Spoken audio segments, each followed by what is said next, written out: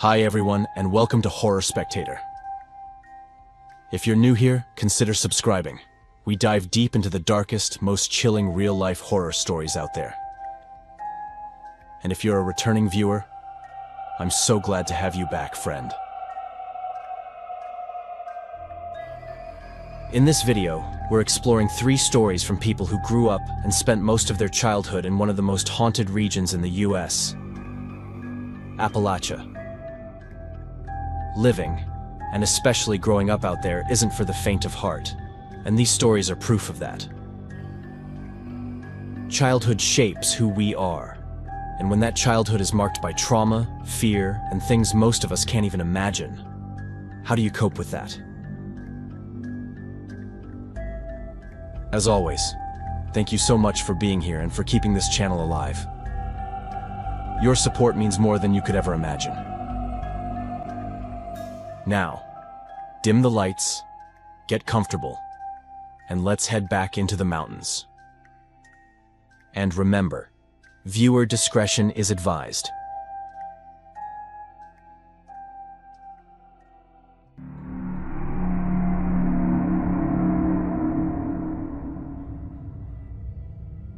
The story I'm about to share is far from resolved, and it remains one of the things that keeps me awake most nights. I tell it now in the hope that somehow, putting it into words might serve as a form of exorcism, an attempt at therapy, if only a desperate one. I don't know whether it will work, but people say that speaking our truths, or at least writing them down, can help. So this is my attempt, however flawed, to rid myself of the weight I've been carrying. I'm 24 years old, and I live in Wyoming now. But I spent the first 23 years of my life in West Virginia. I left because what happened shattered my family in a way that made it unbearable to remain anywhere near them. To give you some context, growing up, my parents were always emotionally absent. Life in these mountains isn't easy. Some people develop a kind of hardened exterior, a wall of constant labor to keep the mind busy, to avoid thinking too deeply. That's exactly who my parents were. And because of that, I grew up in a house with 2 people who, in many ways, were complete strangers to me. I've always been a socially isolated person, with no real friends and barely any family. My mom and dad were completely indifferent to me, and I think that kind of isolation really messed with me. I could go days without saying a single word to anyone. That lack of connection made me turn a blind eye to things happening right in front of me. I ignored everything my uncle did, because he was the only one who ever gave me any attention, even if it was small and selfish. My grandparents weren't ideal either. They were just as emotionally stunted as my parents, and my grandfather was a harsh man, especially when he drank. So as I said, I turned to the youngest of their children, my father's brother, my uncle. He had always been different from the rest of the family. By then he was already 42, but no one really knew what he did for a living. He spent most of his time indoors, glued to his computer screen, and in a family like ours, that made him something of an oddball. That fascinated me. I looked up to him, idolized him even, and willingly ignored all the red flags. I started spending more and more time at his place, sometimes even sleeping over. His house wasn't inside the main building. It was a large converted porch adjacent to my grandparents' home, but still spacious enough to be more comfortable than most houses. The first strange thing I remember, I must have been around 10 or 11, was waking up one night to the sound of muffled noises coming from his room. I couldn't quite make them out. I had never seen my uncle with anyone, and I was fairly certain that, like me, he didn't really have friends. So I lay there trying to listen for what felt like forever. When it became clear that I wasn't going to understand anything just lying there, I got up as quietly as I could and walked to his door. The sounds I heard were coming from what I assumed was a woman. She sounded frightened, genuinely terrified. That scared me. I leaned in closer and saw, through the partially open door, my uncle sitting at his computer, editing what looked like a video of a woman tied to a chair, duct tape over her mouth. Her expression was pure panic, so real, so visceral it froze me in place. I was overwhelmed by a sense of dread and ran back to bed. Moments later, my uncle came into the room, furious.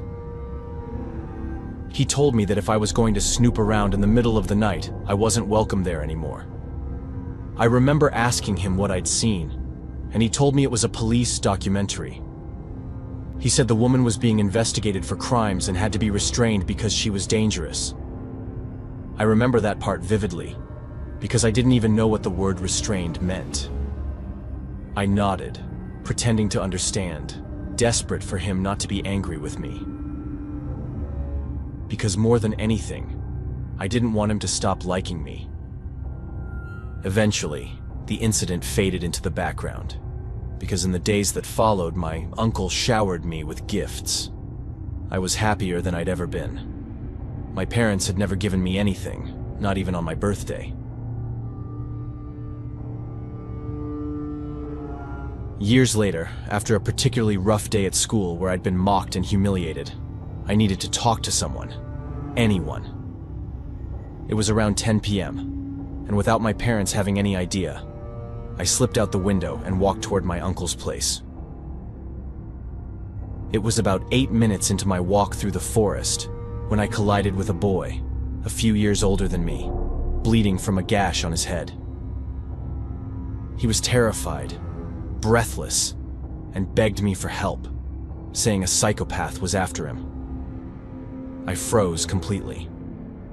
I couldn't think, couldn't speak properly. The only thing I managed to do was point toward the road and tell him to run that way. Just to give you an idea, our whole family lives in the same area. My house is about a 10-minute walk from my grandparents' and my uncle's place. There's nothing around us but woods, and the closest neighbors live farther south. But even then, it's at least a 30-minute walk. So it pretty much felt like it was all our property. Even though I pointed him to the road, I knew no one was likely to come by for hours. I stayed rooted in that spot for a long time, trying to process what had just happened, before continuing on to my uncle's. I knocked several times with no answer. I went around to the garden, retrieved the spare key from the tree where I knew he kept it. The house was silent, and he wasn't there. I figured he might have gone to the pub or to the gas station. He sometimes drank alone there. So I curled up on the couch and waited. At some point, I must have fallen asleep because I woke up in the morning to the sound of my uncle calling my name, asking what I was doing there. He was livid.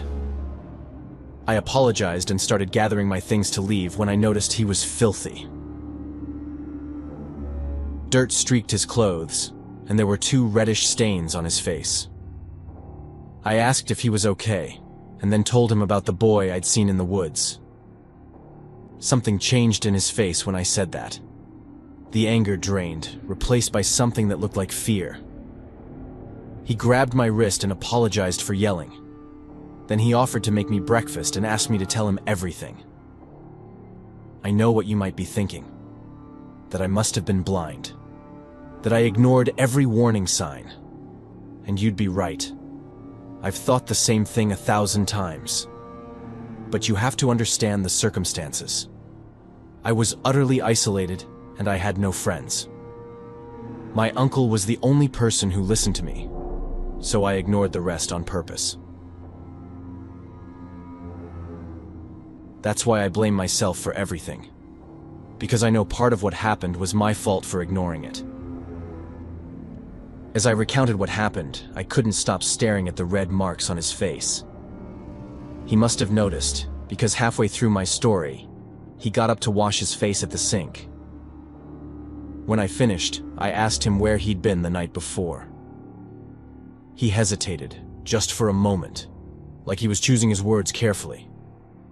Then he said he'd gone for a walk, returned around 11:30, saw me sleeping, and didn't want to wake me. But that wasn't true. I'd been awake well past midnight. I heard the door when he came in, and he looked like someone who hadn't slept at all. Still, I said nothing. I thanked him for letting me stay and said I should get home before my parents noticed I was gone. Before I left, he told me that if anyone asked, he'd been home all night. Once again, I nodded and left. I walked home with a massive knot in my throat. Even then, I knew something was terribly wrong, but I couldn't admit it. Not then, because without him, I'd have no one. The final straw came last year, when I stumbled upon a video on a YouTube channel. It was a true story submitted by someone, and it sent chills down my spine. It was about a boy who'd been chased through the woods, and the details were far too familiar. There was a description of a house that perfectly matched my uncle's, a section of forest near a creek that I recognized immediately. And most disturbingly, a birthmark on the boy's face, right above his brow. The exact same mark I had seen on the kid who'd begged me for help that night. The tone and the phrasing, the words used, it all felt so familiar.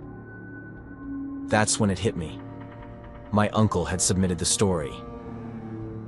I panicked because for the first time, there was something in me that I just couldn't ignore. Besides, I was an adult now. I knew just how wrong it all was. I called the police and did my best to explain everything. When I finished, the voice on the other end started laughing. It was a long, mocking laugh, the kind that turns your stomach. I had never felt so humiliated. The officer made a remark about kids with overactive imaginations, said I was probably snooping where I shouldn't be.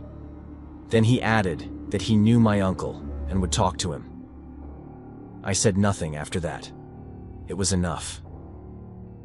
I knew that if my uncle found out I knew and called the police, he'd lose control. I also knew that even if my family believed me, they would never admit it. They'd close ranks, support him over me. They'd cover it all up just to keep up appearances with the neighbors. In that moment, I realized there was only one thing I could do. Something I had wanted to do for years. I had to disappear. I went home, packed only what I needed to survive, and left. The rest isn't relevant here. Since then, I've contacted 2 newspapers, trying to get this story out. Nothing came of it. I know no one will take me seriously until I have concrete proof, and that's what I'm going to get. I won't rest until I uncover everything that happened, right under my nose. I know the odds of my uncle reading this are slim, but not impossible. After all, he submitted a story too, and the odds of me seeing and recognizing it were close to 0. Yet, here we are. So just in case he does see this, and now I'm speaking directly to him, I'm coming for you.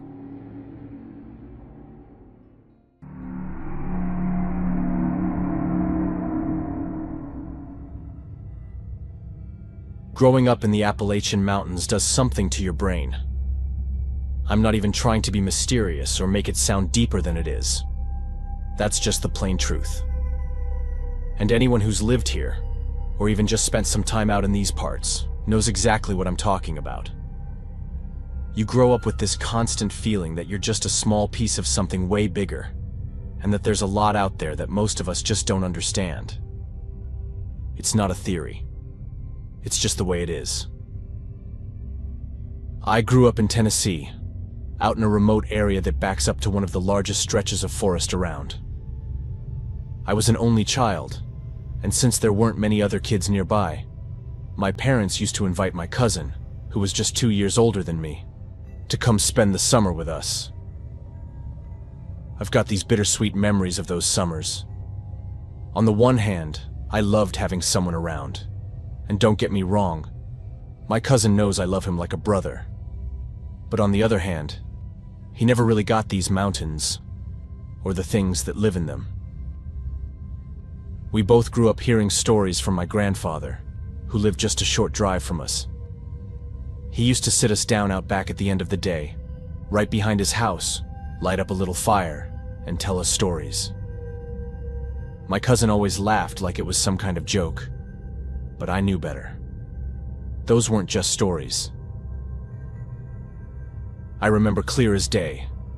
We'd stay outside until 9 p.m. at the latest. After that, we were made to come in. When we started getting older, around our early teens, my cousin began pushing the rules. He'd tell me I was too scared of everything, said I was soft. I remember thinking it wasn't fear, it was being smart. I was smart enough to know there's more out here than just us. And sure, I had a rebellious streak too, but never with the woods. That's what I meant at the start. Folks who've lived here know how to act. They know what I mean. But I don't blame my cousin. He was just a city kid. To him, this was all one big adventure. At the end of the summer, he was going to go back to his parents' place in the city, and I was going to stay behind, living in those mountains. The summer it happened, we were 14. He'd been at our place for about 2 weeks when he told me he'd heard about some old abandoned buildings nearby. I'd heard about them at school, but I'd never gone out there. He kept going on about how he wanted to explore them, and even threw in that if I ever wanted to get a girlfriend, I needed to man up and stop being a chicken. Now that I'm older, I know how dumb that sounds. But back then, I was just a kid trying to prove something. He wore me down. So we packed a backpack with a few things and waited until around 11:30 p.m. When my folks were asleep, we slipped out the window. I was absolutely terrified. After about 20 minutes of walking in complete darkness, I told him I wanted to go back.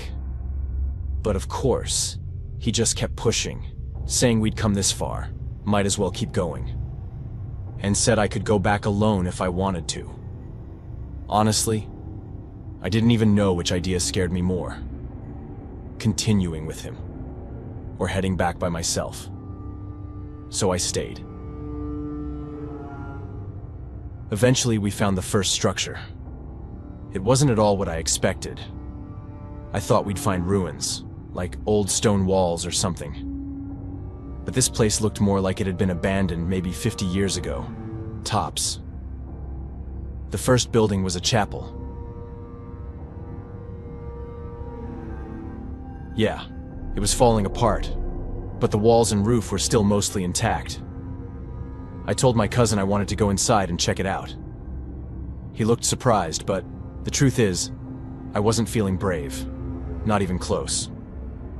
I just didn't want to be standing out in the open woods anymore. At least the chapel had walls.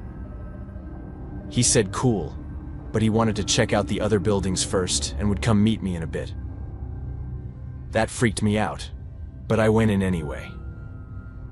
The place smelled awful, like heavy mildew, or maybe damp wood. It was hard to tell.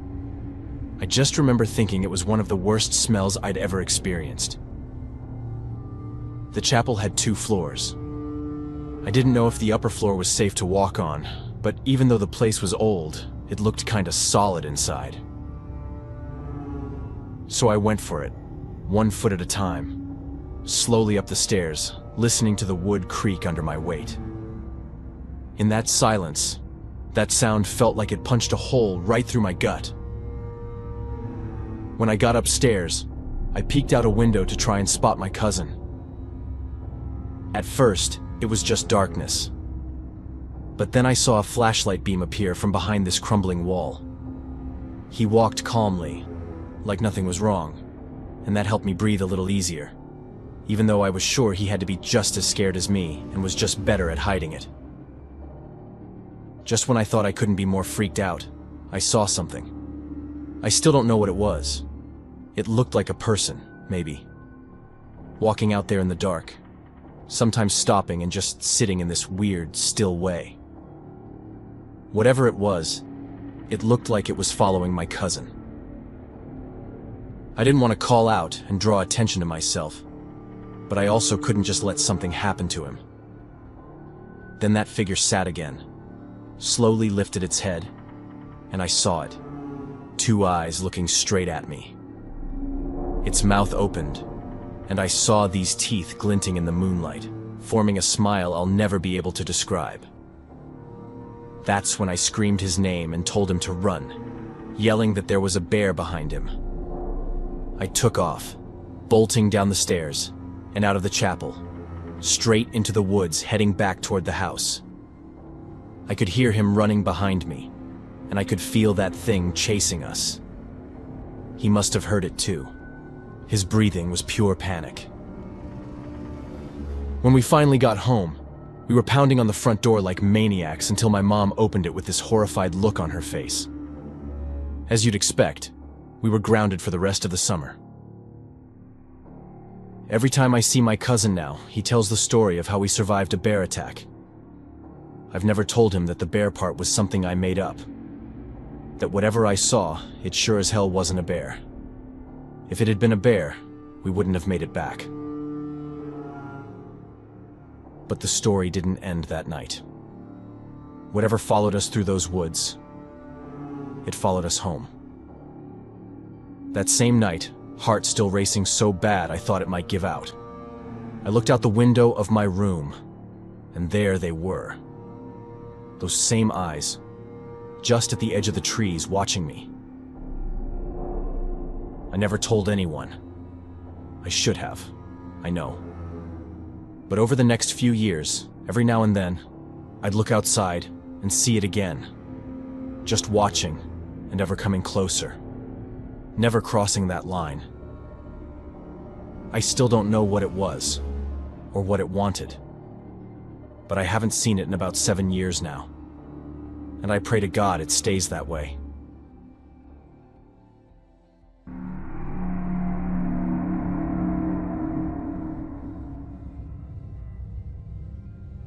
I'd like to share a series of events from my childhood that still don't make a lot of sense to me, even now. No one was ever caught, and nothing was ever officially explained. But what happened to my family in those years left scars we still carry. This all started sometime around the summer of 1995, when I was about 9 years old and my younger brother had just turned 5. That was also the year we lost our house in town. My dad had walked out when my brother was born. No note, no warning. Just gone. My mom, already struggling, got real sick not long after that. Something autoimmune. And the meds were too expensive. We couldn't afford to keep the house in Princeton anymore. So we packed up what we could and moved to the only place left. The old family house deep in the Appalachian woods, on land my grandparents had owned for decades, but hadn't touched in years. It was a rundown place, half-rotted porch, tin roof with holes, and a sagging barn that looked ready to collapse. But the land was huge, just forest as far as you could see, and my mom was always super resourceful. Yeah, it was an old house, but she was determined to make it livable and comfortable for us. Despite everything that happened, I was able to call that place home, and that's all thanks to my mom's inner strength. The view from any window in the house was both beautiful and absolutely terrifying, especially at night or on foggy days. Just dense, unbroken trees crawling up and down the hills. Our closest neighbors were over a mile down a gravel road that barely counted as drivable. You couldn't see another porch light from our windows, no matter the season. Just black trees and fog. At first, it felt like a fresh start. We planted a garden, and even though my mom was sick, she seemed more at peace out there. After all, it was the house she grew up in. But then, things started happening. It all began really small, easy to overlook, though I could tell my mom was getting more tense and a lot more careful about keeping the house secure. Like waking up in the morning and finding every drawer in the kitchen open, even the ones jammed shut with paint and rust. But I really noticed a change in her behavior after my brother said there was a window monster that sometimes came to visit him at night. My mom didn't brush it off or say he was just imagining things like most parents would. She took it seriously. She moved him into my room, and from that night on, we started sleeping together. Years later, I found out she'd actually seen some dirt marks on his window, and even a footprint on the floor. A footprint way too small to be from an adult, but way too big to belong to my brother, or even me.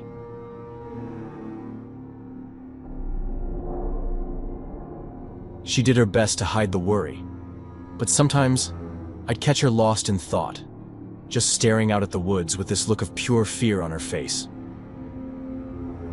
About 2 months after my brother started sleeping in my room, I started noticing sounds at night. Footsteps on the gravel around the house. I'd already talked to my mom about it before, and she made me promise never to peek out the window. She said it was probably just an animal, and that I had nothing to worry about. The window was tightly shut, and nothing could get in. We were safe. But a week later, she moved all of us into her bedroom, and the three of us started sleeping there together. Then there were the symbols. One morning we woke up and found strange markings scratched into the front door. Circles with X's through them, like a twisted compass. A week later, they appeared again on the barn doors. Always the same shapes, always carved deeply into the wood like someone had taken their time. My mom painted over them, but they kept coming back. She started keeping a bat by her bed and nailed all the windows in the house shut. She never told us, but I knew she kept a gun in the room with us while we slept. She stopped letting us go outside alone, even during the day. We lived like that for years, trapped in fear. The police were called to the house more than once, but nothing ever came of it. I must have been around 14 when my mom sat me down in the living room to talk. My brother was at school, and she took the chance to tell me that we were being stalked, and we needed to be extremely careful. She didn't want me to live in fear, just be cautious. Even though we knew we had a stalker, that someone was always outside our house in the middle of the night, nothing serious ever happened. Until one night that things escalated. It was late, after midnight, and I was still up reading with a flashlight under my blanket. Even though we all slept in the same room, it had become comfortable, and each of us had our own bed. The room we all slept in faced the front of the house, with a window right above the front porch. The first sign was the floor creaking. Then again. I was absolutely sure someone was walking up there. My mom, who by that point barely slept, woke up immediately and motioned for me to stay quiet. Right after that, we heard knocks on the front door. We both just stared at each other. Frozen. No reaction. Then we heard it. Someone trying to break down the front door. That was the last straw. My mom quietly motioned for me to wake up my brother, doing her best to keep him calm. Then she signaled for us to follow her as she dialed the police. There was a storage room in the house, one we rarely ever went into because it had never been fixed up. In the ceiling of that room, there was a small hatch that led to a narrow crawl space. It was technically an attic, but it was so cramped it could barely fit the three of us. Still, if someone managed to break in before the police arrived, at least we'd be hidden. My mom lifted us up first, then climbed in herself, pulled up the ladder, and shut the hatch. Just in time. Seconds later, we heard the front door give in. It was pitch black in that crawl space. Full of spiders. Probably worse things too. But none of it compared to whatever had just forced its way into our home.